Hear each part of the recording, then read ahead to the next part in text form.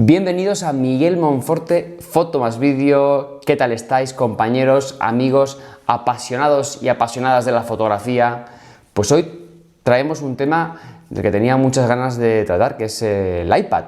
El iPad y su uso en fotografía y en vídeo. Así que si te estás planteando adquirir uno, no sabes si, pues coger este o un portátil o un ordenador de sobremesa, pues quédate porque te voy a explicar mi experiencia de uso durante todo este año con este dispositivo y cuáles son sus limitaciones, o te puede venir a ti bien cambiar tu flujo de trabajo y hacerlo pues más cómodo y más eficiente. Vamos, después de la intro te lo explico todo.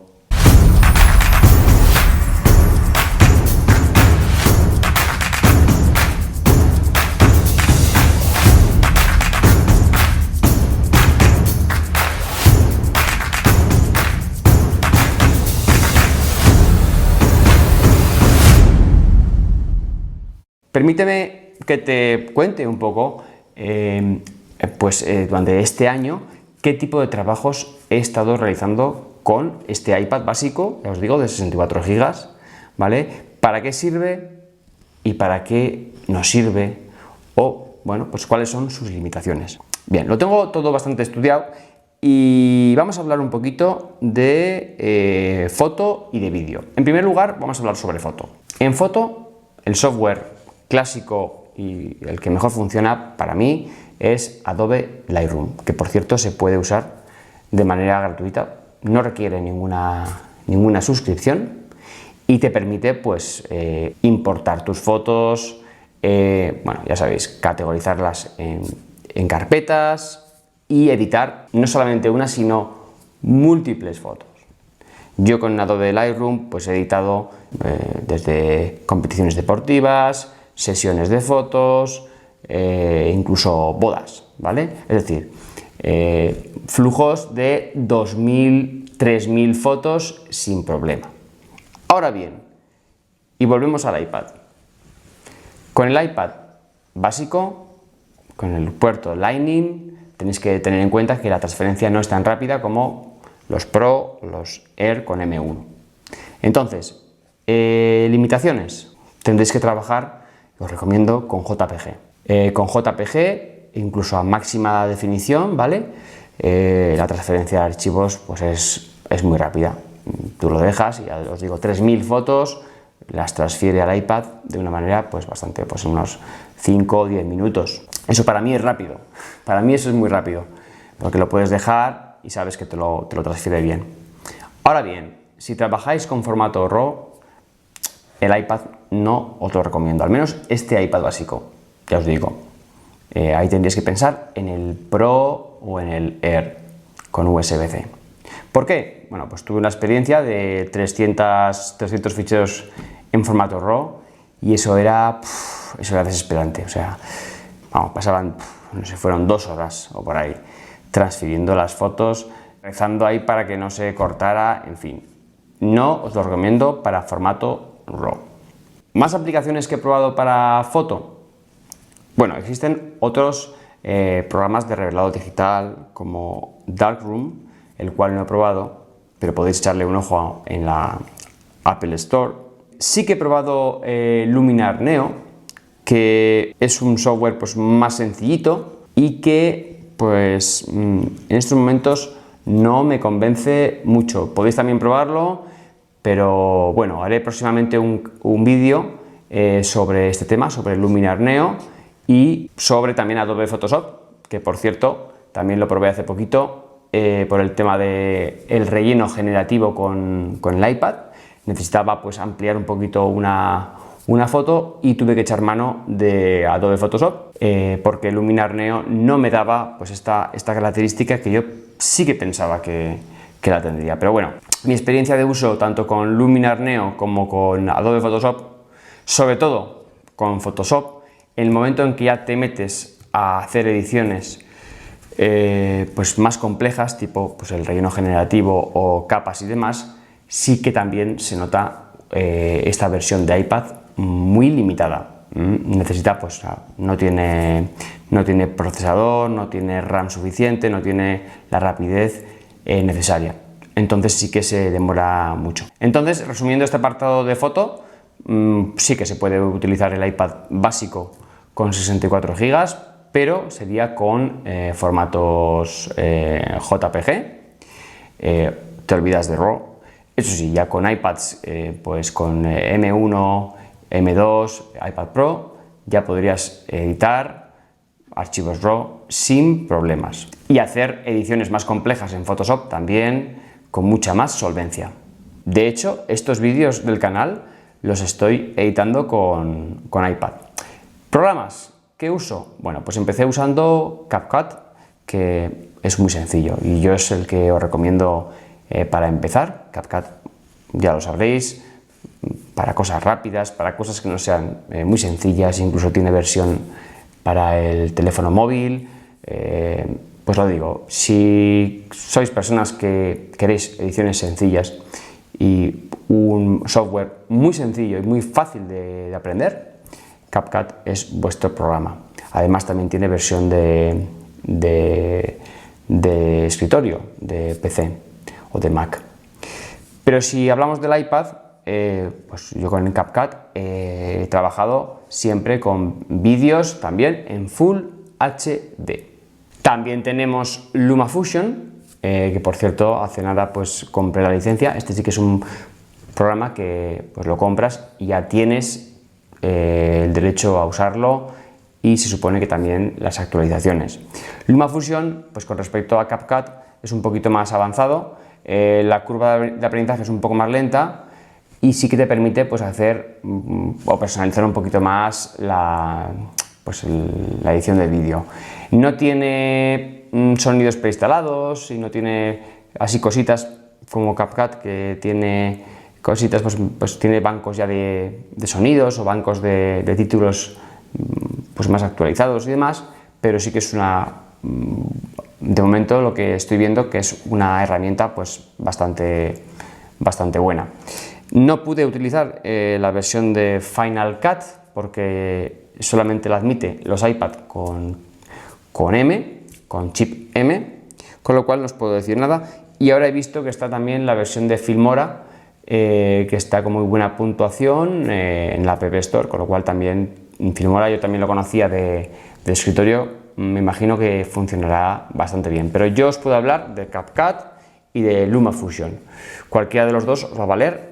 Ya os digo, empezar por CapCut, mucho mejor, mucho más sencillo. Y luego pues ya podéis pasar a LumaFusion, que si compráis también el software de LumaFusion lo podréis utilizar en cualquier ordenador Apple que tenga el chip M, M1, M2, cualquier MacBook, cualquier Mac Mini o iMac. También lo podríais utilizar. Formatos para trabajar. Bueno, pues yo con este iPad básico, con este iPad de novena generación de 64 GB, he estado trabajando con Full HD sobre todo y también pues otros vídeos con el 4K. Mi experiencia de uso, perfecto. Con Full HD puedes editar vídeos fenomenal. Incluso con clips en 4K que no sean muy largos, el iPad lo edita y lo exporta relativamente rápido. Ya os digo que son vídeos pues de 5, 10, 15 minutos, los vídeos que yo estoy acostumbrado, no son pues producciones más largas. Y aquí pues lo dicho, Full HD yo creo que es lo suyo. Si tuviera flujos de trabajo con vídeos en 4K, 60 frames por segundo, 120 y demás, pues yo creo que aquí pasaría un poquito como con la foto, con el apartado foto que os he comentado anteriormente, que iría un poco lento, iría un poco justo el iPad.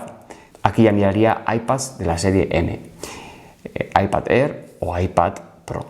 Que por cierto os he comentado anteriormente que si os compráis un iPad no os compréis el de menor capacidad, sino que tiréis hacia allá discos duros de 256 GB mínimo. Esa sería mi recomendación. Aunque que sepáis que podéis utilizar discos duros externos en el iPad, eso sí, los que tienen USB-C, para hacer la edición íntegramente desde el disco duro SSD, ¿vale? No tener que depender del disco duro interno del iPad. Con LumaFusion puedes meter todos los clips de vídeo en el disco duro USB-C y conectarlo al programa, trabajar la edición de vídeo desde el propio disco duro USB-C externo conectado, es decir, que en ningún momento se copia el contenido a la memoria interna del iPad, con lo cual eso sí que está muy bien en el caso de que pues ya estés viendo este vídeo y te hayas comprado la versión más pequeñita del iPad Pro, que tenga 128 GB, que haya pasado el tiempo y se haya petado tu disco duro y ya tengas muy poco espacio o no quieras borrar cosas, pues que sepas que podrás editar vídeo con discos duros externos. Bueno, entonces después de haber escuchado todo esto, ahora te estarás planteando un poquito pues qué hacer, ¿no? Al igual que yo, si ir a por un modelo básico, un modelo medio como el iPad Air o ya el modelo profesional, el iPad Pro, o bien optar por un ordenador portátil, quizá un MacBook, o bien un de sobremesa como el iMac o el Mac Mini. Bueno, pues realmente pues eso va a depender de ti y de tus flujos de trabajo, de los ficheros que estés acostumbrado a trabajar. Ya os digo que con este iPad básico puedes hacer edición de fotos perfectamente en formato JPG y rápido además. Y edición de vídeo, resumiendo, en Full HD también. Y puedes meter clips de 4K también en tus metrajes, que también te lo va a hacer muy rápido. Entonces, a partir de aquí, si vas a trabajar con ficheros RAW o con ficheros de vídeo 4K 60 frames por segundo o más, aquí sí que tendríamos que mirar ya iPads con chips de la serie M que van a dar más velocidad y mejor rendimiento. Capacidad, lo que os he comentado anteriormente, no os vayáis, lo repito mucho, pero es que es así, no os compréis por ratería el iPad con menor capacidad, ir a por el siguiente, por el tema actualizaciones. iPad o MacBook, pues aquí va a depender un poquito de tus gustos, cualquiera de ellos te va a funcionar muy bien. Sí que tienes que ser consciente que en el iPad tienes más limitaciones, vas a tener, a lo mejor no tienes todos los programas que sí que tendrías en un ordenador normal, entonces aquí sí que vas a jugar un poquito con eso, con no poder usar según qué software, aunque ahora estamos viendo que los desarrolladores están sacando cada vez ya más versiones para iPad. Luego otra opción sería, bueno, pues, ¿qué hacer, no? ¿Qué hacer? Por ejemplo, me he comprado un iPad pequeñito de 64 GB o 128, o quiero pasar al siguiente, ¿qué hago? ¿Lo vendo? ¿Lo vendo y me compro el Pro? ¿O lo mantengo y me compro un Mac Mini, por ejemplo? Y entonces, bueno, pues eso ya también va a depender de ti y de tu situación. Yo, por ejemplo, no me compensa ahora vender este porque no me van a dar mucho. Me costó poquito cuando los iPads eran más baratos de lo que son ahora porque han subido de precio. Y realmente, ¿cuánto me van a dar por un iPad de hace 2 años? Sencillito, el más básico. No me van a dar mucho, entonces tampoco me compensa venderlo. Quizás si tienes un iPad básico, yo te animaría a lo mejor a quedártelo y utilizarlo pues solamente para edición de foto, para cosas sencillitas, para viajes, para dispositivos multimedia. Y ya si estás pensando en lo que hemos dicho antes en futuro, pues sí, cómprate un iPad Pro o un MacBook o un Mac Mini, por ejemplo, si te gusta el ecosistema de Apple, y métele memoria, métele gigas de RAM sobre todo y disco duro para que no se te quede corto.